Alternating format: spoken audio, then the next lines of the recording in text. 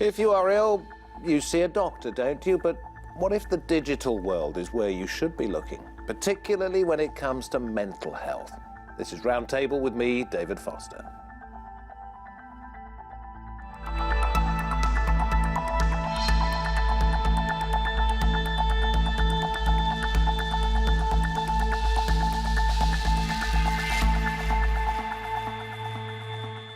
There are now hundreds, if not thousands, of apps out there to help you deal with mental health problems, from anxiety to suicidal thoughts. So how do you tell the good from the bad, the healing from those that can hurt rather than help?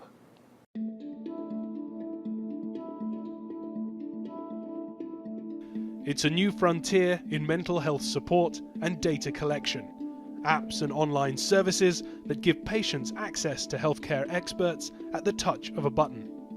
A qualified counsellor offering advice from the palm of your hand. Is this the future of mental health treatment, or is it a dangerous way to fill the gaps in care?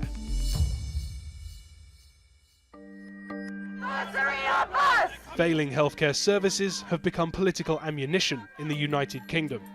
An additional commitment of resource funding of £2.8 billion to the NHS in England. Patients are suffering ever longer waits and overcrowded wards. Those who need care have been left without it. A&E, maternity units and whole hospitals are threatened with closure. In 2017, the country's health minister announced a fund worth more than $200 million to tackle mental health issues among young people. He promised fast-track referrals and appointments with specialists within 4 weeks. But services remain overstretched. A 2014 study of UK mental health care revealed that half of patients waited more than 3 months for care, and 1 in 10 waited more than a year for an assessment, during which time most sufferers saw their mental health deteriorate, with 40% making some attempt to harm themselves, and 1 in 6 attempting to take their own life. Mental health apps provide a range of services. Catch It helps you capture your mood using a journal, while Elle Friends invites the user onto an online community from the mental health group Mind. And Kareem is a counselling app that helps Syrian refugees through trauma. كريم هو مثل برنامج ريبورت ذكي بيرد لوحده ممكن. الفكرة هو عم يحاول مثل يعمل تفريغ نفسي لأي شخص قد يكون مصاب بحالة معينة، انزعاج، قلق، خوف أو أي شيء ثاني. Even Google is getting in on mental health. Americans who search depression are offered a test to establish whether they are clinically depressed. Critics say mental health apps may only be of limited help, and in the age of large-scale data hacks, some worry that privacy could be breached. Cuts to healthcare services worldwide may become a catalyst for change, as healthcare providers search for cheaper alternatives to traditional care. But is technology the answer, or will advancing tech fail to meet the standards of a real-life doctor? And I'm very pleased to say we're joined at the Roundtable today by the Director of Nexus Clinical Analytics, that is Simon Leigh. We also have Elaine Bousfield, Chief Exec of XenZone, launching a raft of apps developed by experts to treat mental health, and we'll talk about that. The journalist and editor of the mental health website, Mental Health Today, that is Barney Cullum, and also with me, Dr. Aaron Balick, author of The Psychodynamics of Social Networking, Connected Up, Instantaneous Culture, and the Self, and you'll explain what that actually is in just a moment. But first, Aaron, I know we're all keen to comment on this one, but is it not an indictment of the treatment that is available today, and we're talking particularly of the UK, when it comes to mental health, that these sort of things are necessary and becoming increasingly so? Look, the state of mental health in the UK is pretty dire at the moment. So I think it's not on its own an indictment of the mental health system in this country, though it is indictable. It is part of a solution, but the rest of the solution has to be met with real-life help from mental health, particularly when you're thinking about child and adolescent mental health services, where an app or digital counselling might not help a young child or even an adult in acute distress. Elaine, how do your apps work? And they're not just apps, are they? But some of them are. Yeah, I mean, I'd just taken up what Aaron was saying. I mean, our Couth service, for example, we've been running that since 2004. And we see thousands of young people that come through who want to talk to somebody there and then, and that's the beauty of what we're able to offer. But actually, I think what it is it's what's important is making sure that you've got fantastic staff at the other end of it. So, for example, our team that work with children and young people through our Couth service are professional accredited psychotherapists and counsellors. They could all, some of them have worked within the NHS. And we'll go into sort of what's needed in just a moment. But imagine I've lost a relative. Yes. And I need to use your grief app. Yeah. How do I do that? How's it going to help me? Yeah, we're about to launch 3 apps, one around sexual abuse, one around grief, and one for counselling. So with the grief app, for example, that's had lots of input from clinicians who are specialists in grief. There's a team of therapists that work on the other end. So, for example, you would download that app, you would have access to online conversation. You could have an online conversation with one of our counsellors, but you'd also have access to, and this is important, I think, as well, you'd have access to fantastic kind of content, self-help exercises, things that have been kind of put together using the best practice within therapy, so that you would, if you didn't want to talk to somebody, a real person, you wouldn't have to. You could just use the self-help materials, but if you wanted to go that step further, you could do. And I think the importance, for me, but for us, the important thing around digital technologies is, especially around mental health, is that they do need to be joined up to the wider health and social care And we'll talk to Simon about this because he's had a good look at it. But Barney, if I bring you in, with your website, with your experience as a journalist, dealing specifically with these issues, what is it that people are saying they need, and why did you feel the need to go into this? I understand it might be because somebody in your family had issues that they couldn't be dealt with. In terms of what are people saying they need to be heard, they need services, and the NHS at the moment is struggling to meet that demand. There's more people wanting services than there are services available, and in some ways that's positive. It's good that people are speaking out more than they used to be. That's a measure of the success of awareness-raising campaigns. I've been motivated to go into this field of mental health journalism to give a voice to people that aren't being heard, a direct voice. And with the development of the internet and increasing platforms, you can give that direct voice, and there's things that psychiatry can learn from people with conditions, there's things that doctors can learn. And can they learn, and can it help them to have these apps, do you think, from what you've seen and what you've heard? They can be very helpful, indeed. I mean, the grief app, grief is something that's very normal, that we can all go through. It's not a mark of someone's poor mental health. It's very human to go through those things. The main strength of technology and apps is their convenience and their accessibility. You don't need to wait for a referral. You don't need to get time off work. If you're struggling, I mean, I know I've got family members that have been through trauma and have wanted to have time off work to get access. But that in itself is very intimidating. It's much easier to do it if you can do it remotely, if you don't need to broach that at the same time as broaching all the other things that are going through your mind. And there are a lot of buts, aren't there, Simon? Because any Tom, Dick, Harry or David could go out there and if he had the nous, do something like this, and it might be dangerous. Yeah, I don't think apps are a kind of a silver bullet by any means. It's like anything that you get on the internet. There's such variable quality with apps that you really need these indicators to help you pick out the ones that are going to be truly beneficial and move away from the ones that could potentially be kind of catastrophic. Like within mental health specifically, Karolinska Institute recently published a paper that showed that for suicide prevention, some apps actually recommended really risky behaviours and means for a quick death, which is quite appalling. Seriously, which is appalling for people who are out there seeking that. Well, no, that's the thing, because it's not like going to the GP where all of your services have been pre-accredited and pre-evaluated. It's not like NICE with the fourth hurdle.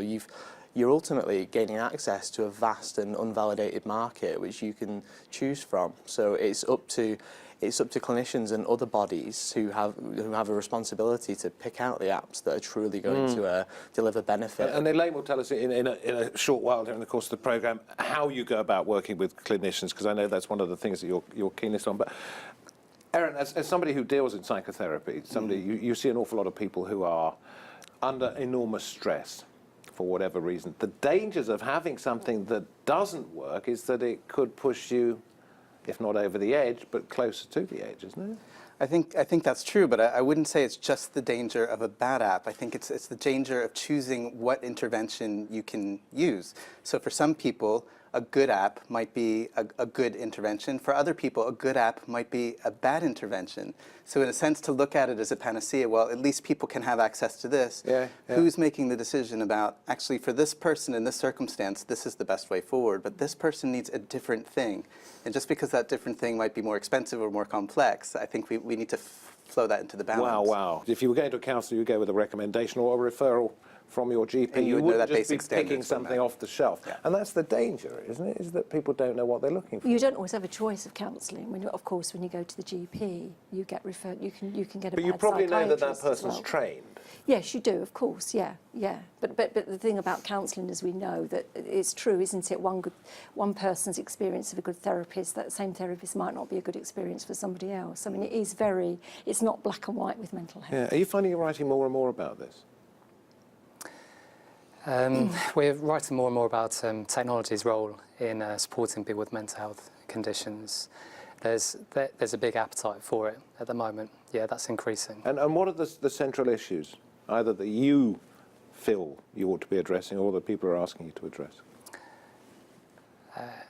People want reliable support, but at the same time, they want it quickly. It's difficult to get that. With technology, people are concerned that data might get into the wrong hands. That's a big concern that we're discussing constantly. Yeah. See, Elaine, I was doing some background reading on this, and I saw that a Minister for Life Science, George Freeman, has launched a £650,000 fund for developing mental health apps.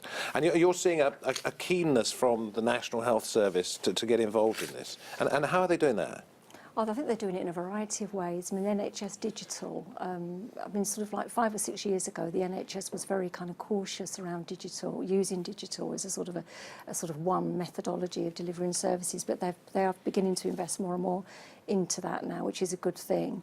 So, I mean, there's a whole, for example, there's a call out at the moment, a big kind of call at the moment that lots of NHS trusts are being involved in, where you can apply for a grant to actually develop some sort of like not necessarily an app, but something a bit beyond an app. So something a bit more kind of sort of richer, if you like. So a blend, it's the blended option where you've got both face-to-face and digital together, which is the best option, really. Well, because I was going to ask you, do you not feel that perhaps... So, but do you not feel that you are depriving people, by giving them this service, of something which is absolutely essential to people who feel isolated, and that is face-to-face human emotional contact? I think that's absolutely critical. I mean, I think that digital technology would never replace face-to-face services, and I think that would be a mistake to say that they should.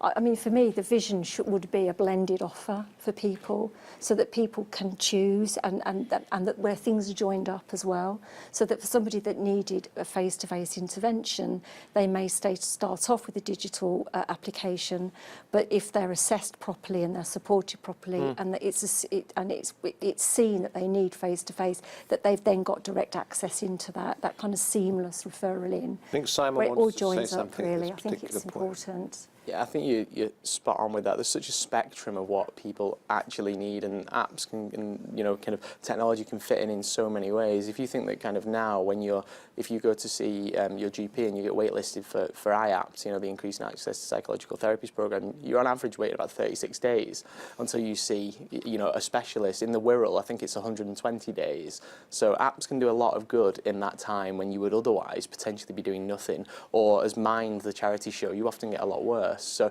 but they're an adjunct more than a replacement, I think, and they're probably only a replacement for a very small minority who have problems that are amenable to apps. Do you personally see people who've been using apps who would have been better off not using them, and you have to undo a lot of the bad stuff that's been done? There's not a lot of undoing bad stuff, in my experience, not of undoing a lot of bad stuff, but I would say even if services were completely accessible, you would still have certain people who wouldn't access services. So you think about men in general, you think black and ethnic minority men particularly are less likely to go to a counselor's room. So even if we had sort of an ideal moment, you might to give Elaine's suggestion, maybe a young guy who wouldn't ever see a counsellor might text someone first, or start on a text conversation, maybe move on to a Skype-like thing, and then end up in that consulting room.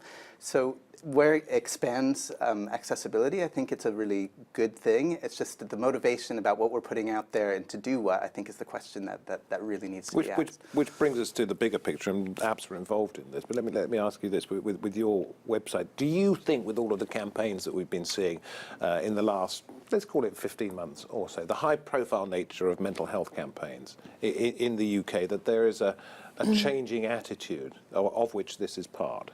Realistically, there is still stigma attached. Some conditions more than others, some contexts more than others. Can't pretend that hasn't gone away. It's still there, but I think it's important to encourage the right expectations from people when they do open up. You know, we've been talking about the value of face-to-face. Not all GPs are going to be as empathetic as you might necessarily expect them to be. People have got different experiences, and sometimes you go and visit your GP and then you'll have to face an assessment to see whether you're eligible to get further support, and that can be really damaging. If you go and have that assessment, then you're told that actually you're not mentally ill enough to benefit from talking therapy. Yeah, that does happen. Simon, what's your research shown you that you can lend to the experts at this table? I know you're not a clinician. No, I'm not. But you are somebody who's taken the trouble and the time to take a look at this. Yeah, so I'm a health economist, so it's my role to look at whether things are ultimately worth paying for and whether they work. And we looked, when I was at the University of Liverpool, we looked at the apps on the NHS apps library that were offered with the NHS badge on them. And what we found is that the ones for mental health, there were 14 offered at the time. I think only 10 of them had zero evidence, and just 2 out of the 14 had what we call good quality evidence, which would be of the equivalent standard of existing mental health services, kind of like CALMS or like IAPT, with good, solid NHS accredited measures. So if you look at that, 85% of what was offered had no evidence base behind it. I mean, one of the apps that was offered was called Hands Up Therapy, where you put your hands above your head for an extended period of time, and that was supposed to alleviate your mental health kind of problems. So this was one with the NHS and badge?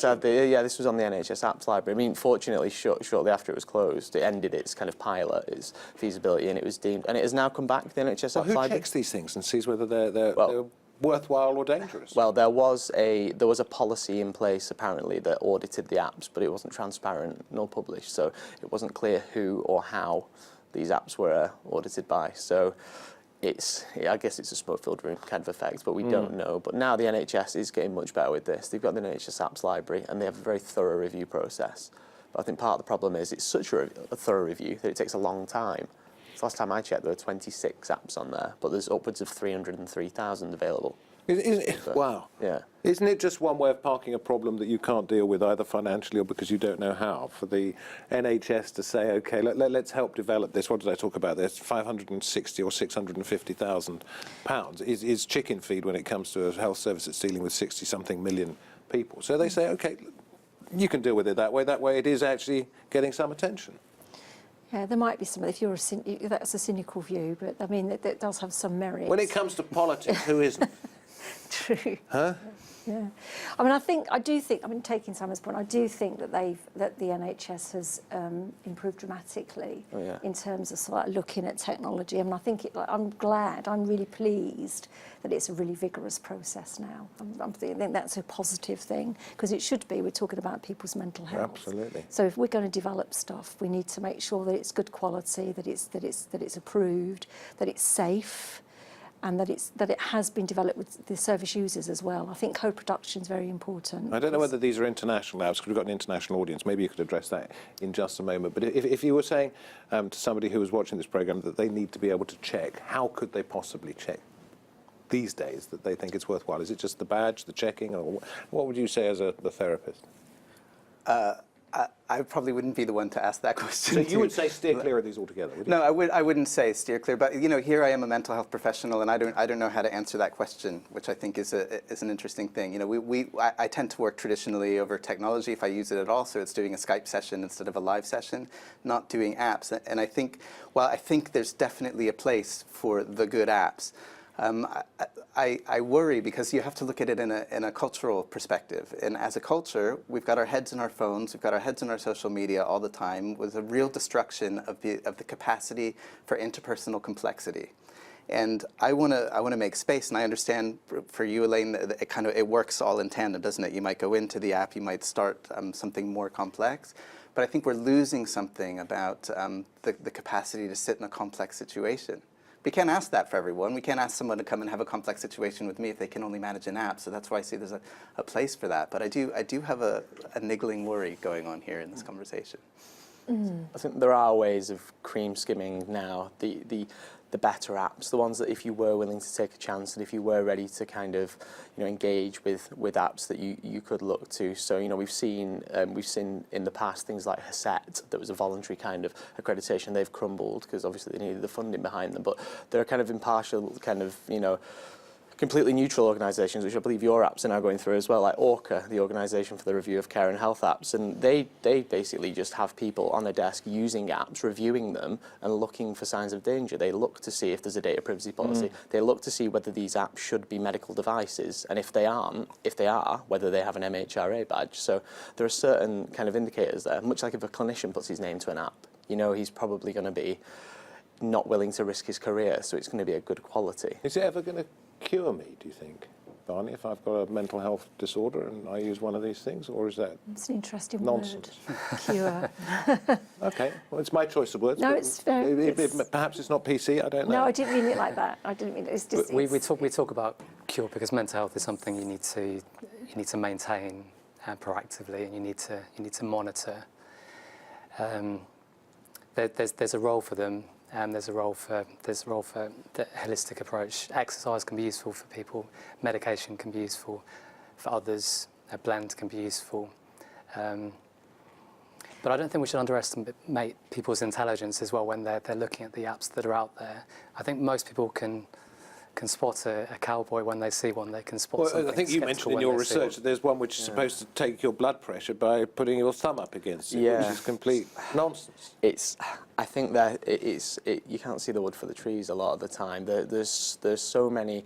If you think that realistically the number of good apps is incredibly small when you compare it to the vast number, and I think, like we were saying, there are apps that will take your blood pressure by putting your thumb on a camera. Now, kind of physiologically, we know that doesn't work, but not everyone's a clinician, so kind of that makes sense. Similarly, there are apps that will check whether moles are malignant, and I think there was another piece of research recently which was appalling that showed that the worst app would only identify 1 in 14 as being a malignant melanoma. So 13 out of 14. The dangers of that, so if you use it, you're less likely to then go to the GP because you think, oh, it's benign, but it actually gets worse. Everybody around the table, where do we think this is going now? First of all, you as somebody whose job it is to be a seer of what's coming up. Okay. Where do I think it's going? It's a very, very good question. What I'd like to see, where I'd like to see it going, is to have things properly validated, to have things properly researched, but to look at how good digital technology can be used to support and complement the very real need for face-to-face services as well. So, I don't like the situation where we kind of pit one against the other, because I don't think that's the way forward. I think the way forward is to look at the way that we deliver services, to look at the excess demand, to ask those cultural issues around why is it that we've got so many children and young people who are saying that they've got problems with their mental health. Is it just a question of people now feel more able to talk about things and therefore they're asking for more help, or is there something else going on? And I've got to stop you there because we haven't got very much time. Yeah. But as a professional clinician, would you ever recommend somebody go and use one of these apps? Absolutely, I would. And one of the ones I'm thinking of is the Drink Aware app, which is a really good app that measures, if you're honest with it, and this is another, you have to be honest with your app about how many units or how many glasses of wine you're having a night, but lots of apps that quantify the things that you're doing, may quantify your mood, might be helpful. But again, this is a judgment that you make with an individual person. You're saying, actually, for you and your state, I think this would be a really helpful addition to what we're doing. It might not work for somebody else. So who's making those choices? Barney, you get all sorts of comments on your website and you write about it. Where do you think it's going?